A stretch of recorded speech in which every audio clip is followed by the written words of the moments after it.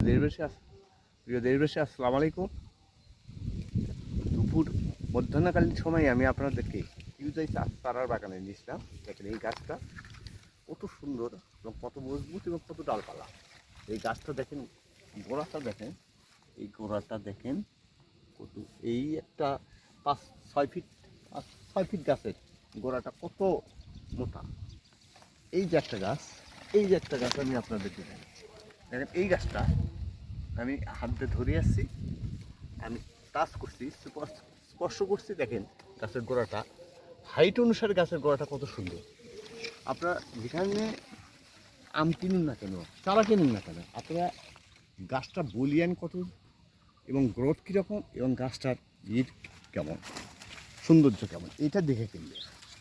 তো যাই হোক, আমি আর বেশি কথা বলতে চাই না। এই যে গ্রোথ, প্রত্যেকটা গাছের একই রকম গ্রোথ হবে, প্রত্যেকটা গাছের একই রকম গ্রোথ হবে। এই যে দেখেন, এই যে দেখেন, এই যে দেখেন। হ্যাঁ, তো ইনশাল্লাহ আমার স্ক্রিনে হোয়াটসঅ্যাপ ইমো নাম্বার দেওয়া আছে, এই নাম্বারে যোগাযোগ করবেন, আমাকে পেয়ে যাবেন। দেশি প্রবাসী ভাইরা যিনি যেখান থেকে দেখছেন, এই যে দেখেন, এই যে হচ্ছে কলমটার জোড়া। আমি এই কলমটার জোড়া পর্যন্ত আপনাদেরকে দেখাচ্ছি, কোথায় এখানে জোড়াটা লাগানো। এই যে জোড়াটা দেখতে পাচ্ছেন, এই যে দেখতে পাচ্ছেন, এখান থেকে এই জোড়াটা কলমটা করা হয়েছে।